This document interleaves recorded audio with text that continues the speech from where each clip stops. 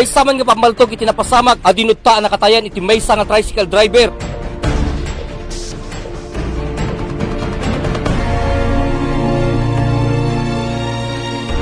Nagre-reyanda nga dati nagitungkol di pasahero di tricycle. Bali kasi dyan di kon na itukir siguro aja nga kon nga issue.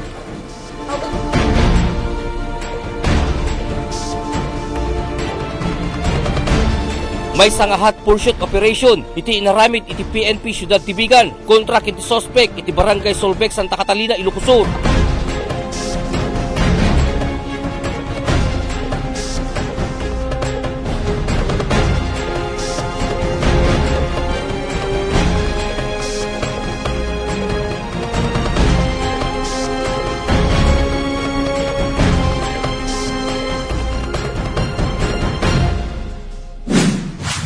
Bulan si Pebrero 2012, may kainem nga aldaw iti mabilang, agorop alas 8 iti rabi. Ang napasamak iti panakapaltog iti may sa tricycle driver dito mismo, asangwanan ti 4J Sari-Sari Store.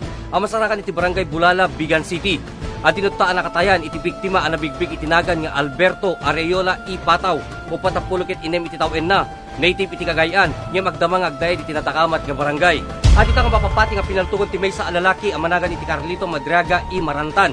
Wenno mas amamu itinagan adyong talupuluket talo itawen na native iti Solbec Santa Catalina, Ilocos Sur, nga magdama nga karuba iti biktima ani Areola. Sigon timparwan nga inisyal nga investigasyon iti kaming iti kapulisan iti nasaong syudad. Napan gimatang iti maitutudo a sospek iti pagininuman dagiti duwa nga agbarkada. Ket titan nga pinagunyan datapno ipan na itagay nga dimet nga saan kano nga nagpagpaguni nga pimanaw. Naingit investigasyon isa sangkat dagiti mangitortorog iti lintek iti dayto nga kaso.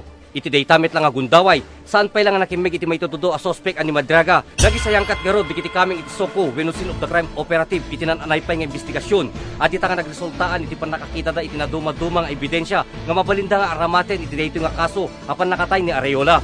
Nagsagrap nga ron ti mamisan nga daras ni Areola nga nakatiruan iti likod ti ulo na, nalimsot ti aking kanikid nga matana. Iti saan pa'y amabigbig nga armas apaldog na itaray nga insigida ni Areola ngem nauyos iti biagnan iti katengaan. Iti pan nakatanim na, napagamumpa iti police files manipod kadagiti mangitortorong iti linteg iti Philippine National Police Tibigan City. Kalpasan nga pinaltugan ni Madriaga iti biktima ket dita nga tinurongnan iti agpabagatan nga direksyon nga nakalugan iti tricycle nga ipaspasada na. Sigon met kinti akinbagi iti 4J Sari-Sari Store saan nakan pagarupen nga adda na paltugan iti sangwanan iti tiyandana kita nga nakunana nga nabettak nga bote iti nangigan na nga naglibang. Again ti particularly ti 4J Store nga ti biktima tayo ngayon ni Alberto Areola. Sigun ti informasyon may pinaltugan sunan ni Carlito Madriaga. Taji gamin agin inom ay iti biktima kanda iti witness tayo nga ni Nilo. Tapos si Mamput da iti suspect. Di ko ano tinayabanda, hindi taranda. Di ko di simmango basit di pinmanaw nga pinaltugan na nga bigla da iti biktiman.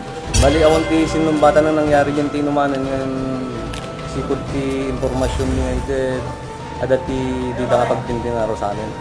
Bali nakainom da nga talaga hindi nangyari agad.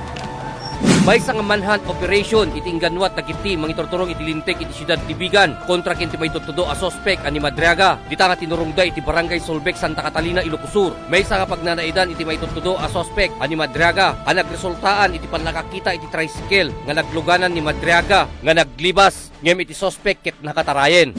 Nagre-reyanda nga dati nagitungkol ti pasahero ti tricycle. Bali kasi dyan di kon na itukir siguro aja nga kon nga issue. At large sa tagi suspect nung di rabi di na report aja nagkandak kami ti hot pursuit. So nga napang kami di Santa Catalina. Nga mami nga naabutan ang tinaalami lang na iti motor nga ginamit, tricycle nga ginamit ng jet.